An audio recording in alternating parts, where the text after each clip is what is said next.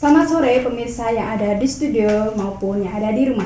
Berjumpa lagi dengan saya Vivi Triar dalam acara talk show Talk Dong. Kasih dong. Pada episode kali ini kita akan mengusung tema tentang pemuda yang menginspirasi negeri. Saat ini saya sedang bersama dengan salah seorang relawan yang berasal dari kota Surakarta, yaitu Elisa Adi Nugraha. Selamat sore, Kak Vivi. Mas Elisa Adi Nugraha, kesibukannya apa ya sekarang? Untuk selain dari relawan, saya sendiri berkuliah juga. Berkuliah. Kalau boleh tahu berkuliahnya di mana ya? Kalau kuliahnya di Unisri. Di Unisri. Semester berapa? Semesternya semester 3. Semester 3. Mas Elisa Adi Nugraha ini kan relawan ya, relawan pemadam kebakaran kota Surakarta. Iya. Nah, itu sejak kapan Mas jadi relawan itu? Untuk saya jadi relawan itu kurang lebih 3-4 tahunan. 3-4 tahunan. Iya. Berarti dari SMA kah? Iya, dari SMA. Dari SMA ya. Kalau dari SMA itu tepatnya kelas berapa? Kelas 2 atau kelas 3 apa? Kelas 2 kayaknya. Kelas 2 Iya, ya. lupa. Kelas 2 berarti dari kelas 2 sudah menjadi relawan. Iya. Lalu apa ada seleksi tertentu untuk masuk ke itu menjadi relawan Kalau gitu? saya sendiri itu dulu nggak ada seleksi. Nggak ada seleksi. Iya, tapi yang aslinya itu dari untuk anggota-anggotanya diambil dari perkelurahan di kota Surakarta ini. Nah, ya kayak anggota Linmasnya itu. Begitu. Ya. Tapi itu tidak harus menjadi anggota Linmas baru bisa menjadi relawan Nggak kan? Nggak harus. Nggak harus. Iya. Berarti dulu anggota Linmas juga atau enggak? Bukan. Oh, bukan. Ya, saya berarti. diajak sama teman. Ya. Iya. Terus kan menjadi relawan itu kan mengorbankan banyak hal ya, terutama dari fisik, terus waktunya juga. Terus kenapa sih Mas bisa terdorong untuk memutuskan untuk menjadi relawan? Saya terbangnya kayak panggilan jiwa gitu. Panggilan Panggilan dari hati, iya. Panggilan Ingin dari membantu sesama gitu. Jadi merasa kayak kalau ada sesuatu hal kejadian gitu kayak merasa berempati begitu ya. Iya. Makanya menjadi seorang relawan. Lalu pada saat melakukan aksi penyelamatan ya, itu apa aja sih kesulitannya? Ya, kesulitan kayak kerumunan dari warga itu yang menonton itu. Terus ya, kayak kurang alat, kurang personil gitu. Selain itu ada lagi nggak? Banyak sih sebenarnya. Banyak. Iya. Pada saat penyelamatan itu kan kayak ada kasus yang kayak semisal ya, ada rumah kemasukan hewan buas kayak contohnya ular, terus ada juga kayak beberapa waktu yang lalu ada tawon, sekumpulan lebah ya.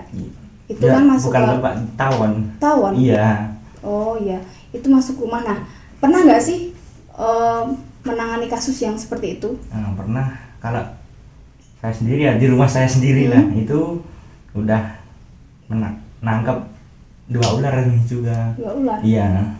Sama bulan kemarin kayaknya. Ya, sebulan kemarin saya ya itu OTT, operasi tangkap tawon. Nah, malah saya ya lucunya kena iya, tersengat ya tersengat berarti. itu. Tapi berarti kan tetap secara fisik juga harus kuat kan ya? Iya, menjadi harus. relawan itu. Terus pada saat penyelamatan tersebut hewannya itu ditaruh mana? Kalau ular biasanya sih nanti dikasih kayak ada kandangnya sendiri. Nah, kalau ular, kalau tawon biasanya dimatiin, dibasmi gitu, disemprot, terus dibuang. Nah, kalau enggak ya dibakar. Oh, dibakar. Iya. Kan selama 4 tahun ini ya, 4 tahun Ya. ini menjadi seorang relawan itu ada nggak sih kayak kejadian-kejadian lucu yang dialami gitu pada saat melakukan penyelamatan? Ya banyak ya, kayak kejadian lucu tuh ya saat Idul Adha. Mm-mm. Nah itu ada kayak sapi nyemplung kali Oh. gitu. Ya. Sapi nyemplung sumur ada. Oh, terus itu gimana penyelamatannya Ya kalau kayak itu begitu? kalau itu untuk penyelamatannya rada apa namanya lama sih, Lama. soalnya berat juga. Itu pakai alatnya apa? Itu kayak apa ya, cuma tali sih yang itu, sama tidak dari lokasinya juga. Kalau sempit ya susah. Ini kayak contoh di sumur itu susah. Kejadian paling berbahaya yang pernah dialami apa? Dan saya sendiri yang paling berbahaya itu ya kebakaran itu. Ya Kebakaran. pernah dulu mau apa tertimpa puing-puingnya ya itu. Terus kejadian yang paling sulit untuk dilupakan ya? Kalau untuk kejadian sulit dilupakan ya itu tersengat awan itu. Yang tersengat tahun itu ya. Iya. Itu lama tuh pemulihannya. Ya untuk pemulihannya ya cukup agak lama ya, hampir semingguan gitu.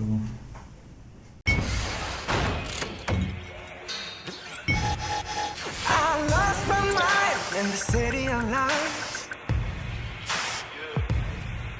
and the bad streets buildings and the neon lights. When I heard the thunder, I could feel the rain, and the sound of me just different.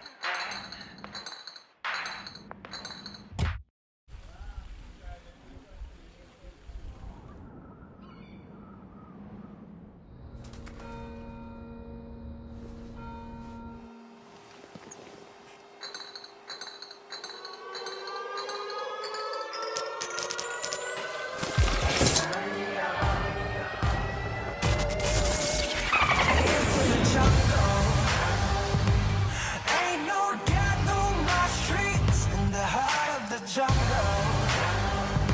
Won't you follow me into the jungle?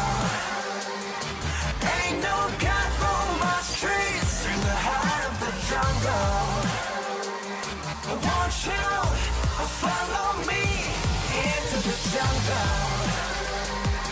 Ain't no God on my streets in the heart of the jungle. Won't you follow me into the jungle? Ini pertanyaan yang menjurus ke teknis-teknisnya ya. Menjadi relawan itu kan termasuk ke dalam kegiatan kemanusiaan. Iya. Nah, itu apakah mendapatkan reward semacam upah begitu? Kalau reward ya seperti upah itu biasanya ya saya dikasih makan, minum, rokok. Kalau dalam bentuk uang dari organisasi kami ini ya tidak menerima. Gitu. Jadi misal pun ada yang memberikan reward itu tidak dalam bentuk uang, Iya. berarti bisa dalam bentuk lain kan? Iya, bisa dalam bentuk lain. Itu pun jika diberikan diterima, jika tidak ya nggak masalah. Iya, nggak masalah. Karena kan itu kemanusiaan. Ya, pure ikhlas gitulah. Terus ngomong-ngomong soal menjadi relawan, ada nggak sih hak istimewa menjadi relawan? Kalau untuk hak istimewa itu ada ya kayak bisa ikut piket sama petugas-petugas yang lain, terus ya kayak tadi apa namanya naik truknya itu. Ya Truk pemadam iya, truk kebakaran. pemadam itu sama ya banyak sih sebenarnya. Bisa lebih mengenal akan organisasi itu ya tersebut. Iya. Ya berarti. Oke. Terus balik lagi ke obrolan yang soal kejadian itu kebakaran. Nah kan kebakaran itu kan tadi Mas Elisa sempat ceritakan kalau yang pernah hal-hal yang pernah dialami yang paling membahayakan pada saat penyelamatan itu kan pada saat kejadian kebakaran. Nah, kalau saat kejadian kebakaran itu kan berarti dari mobil pemadam kebakarannya itu kan mengangkut air. Nah, itu kalau boleh tahu kapasitasnya berapa ya? Untuk kapasitas truknya itu, untuk unitnya biasa ada yang 5.000, ada yang 8.000, ada yang 10.000 Liter? Iya, liter. Tergantung besar kecilnya itu juga. Terus semisal nih ya, kalau air di truk tersebut habis, itu gimana Kalau ambilnya? untuk ya pas kejadian kebakaran, waktu airnya habis itu biasanya kami ambil dari hidran.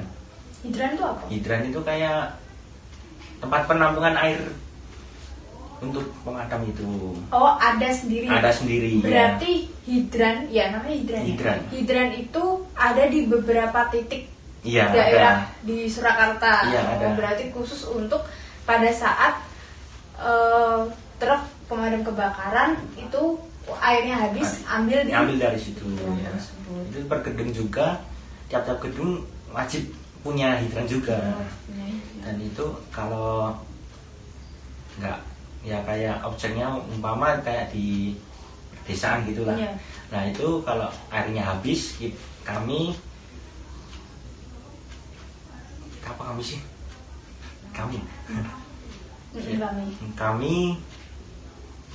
ambil dari ya kayak di kali, dari sungai gitu. Lalu untuk alat penyelamatannya tersebut itu apa aja? Ya untuk kalau terutama di mobil di truknya itulah itu ada kayak nozzle ya Nozzle itu apa? yang buat nyemprot itu. Oh ya depan itu buat nyemprot itu, terus selang, tangga, ganco itu kayak apa? Oh, itu. Kalau yang untuk yang lain ya ada senso, itu gergaji mesin. Iya. Itu biasanya buat apa kalau untuk gergaji mesin itu untuk pohon tumbang biasanya. Pohon tumbang. Iya. Oh, berarti kalau misalnya di Surakarta itu lagi ada angin kencang atau angin badai gitu ya istilahnya. Kalau ada pohon tumbang terus menimpa tiang listrik misalnya ya. Itu berarti nanti telepon ke PLN dulu, koordinasi dulu ke terus PLN. Habis itu PLN nanti ke pemadam. Iya, biasanya dari pemadam dulu, lalu ya sebelum berangkat itu dikoordinasikan dulu ke PLN buat mematikan listriknya itu. Berarti fungsinya apa tadi? Gergaji mesin ya buat motong pohon itu. Buat motong pohon itu. Terus apa lagi selain itu alatnya? Banyak juga, ada grab stick buat kayak buat nangkap ular. Buat nangkap ular ya, kayak terus ngambil barang di itu juga bisa. Misal ya ada kejadian barang penting kayak misal ATM. ATM jatuh di kayak digorong-gorong atau selokan, itu juga bisa. Bisa buat manggil pemadam kebakaran bisa. Iya. Bener-bener ya, bermanfaat loh ini. Terus kalau ini kan udah masuk tahun keempat ya, tahun keempat sebagai relawan. Nah, kalau boleh tahu Mas Elisa sendiri di pemadam ya, organisasi yang memadamkan itu posisinya sebagai apa? Kalau saya sendiri untuk anggota saja ya. Berarti anggota relawan. Iya, anggota relawan Satlakar. Berarti kan Satlakar itu kan satuan relawan kebakaran Kota Surakarta. Kebakaran Kota Surakarta. Nah, itu berarti kayak petugasnya ada sendiri. Petugas pemadamnya ada untuk petugas pemadamnya ada sendiri. Nah, untuk anggota Satlaker sendiri juga ada. Kalau boleh tahu, itu untuk anggotanya itu maksudnya berubah-berubah. Misal ya, kalau ada yang nggak bisa meneruskan, kayak dia udah ngerasa kayak aku nggak bisa lagi ada di ini. Iya. Nah, itu gimana? Itu boleh boleh misal berhenti dengan mendadak atau pakai kayak prosedur Ya, itu pemberhentian atau harus gimana? pakai prosedur juga, Oh, harus prosedur. resmi ya. Itu gimana biasanya? Ya kayak ngajuin surat pengunduran diri gitu. Oh, ngajuin. Harus resmi. Oh, harus resmi tetap ya. Ya tetap. Kalau organisasi ini di bawah naungannya siapa? Untuk organisasi Satlaker sendiri itu di bawah naungan Dinas Pemadam Kebakaran Kota Surakarta. Berarti di bawah naungan Dinas Pemadam Kebakaran. Pemadam Kebakaran Kota Surakarta. Iya. Terus kan gini ya, pada era sekarang kan banyak sekali generasi milenial zaman sekarang yang melakukan berbagai tindak kriminal. Ya bukan tindak kriminal sih, kayak lebih ke apa ya, membuat kegiatan yang nggak bermanfaat gitu ya. Kayak contohnya seperti melakukan hal-hal negatif kayak mabuk, balap liar, terusan narkoba. Nah itu kan banyak kan zaman sekarang yang kayak begitu kan. Nah itu bagaimana sih tanggapan Mas Elisa terhadap generasi muda yang seperti itu, sedangkan beberapa orang masih peduli akan permasalahan yang terjadi di masyarakat dan memiliki jiwa kepedulian yang tinggi. Bagaimana tanggapan Mas Elisa terkait tersebut? Kalau tanggapan saya sendiri ya salah sih kayak gitu. Salah? Iya, ya mabuk, terus tawuran apalah itu salah. Dan itu menurut saya sendiri kurang edukasinya. Kurang ya, karena kan bagaimanapun Indonesia ini kan akan maju karena anak mudanya. Kalau anak mudanya dari sekarang sudah seperti itu, lalu bagaimana kelanjutan generasi ini? Bagaimana kelanjutan Indonesia pada saat beberapa tahun yang akan datang? Sedangkan saat ini kita sudah menginjak di generasi 4.0. Baik, sudah tidak terasa kita sudah berada di penghujung acara. Beberapa menit tadi kita sudah mengobrol tentang seluk-beluk mengenai relawan. Nah, terima kasih kepada Mas Elisa yang sudah berkenan hadir pada program Talk Show Talk Dong ini. Terima kasih banyak sudah mengundang di sini Ya. dan Terima kasih sudah meluangkan waktu untuk hadir. semoga bermanfaat infonya. Dan juga untuk para penonton yang ada di studio maupun yang ada di rumah, episode kali ini saya akhiri. Sekian, terima kasih.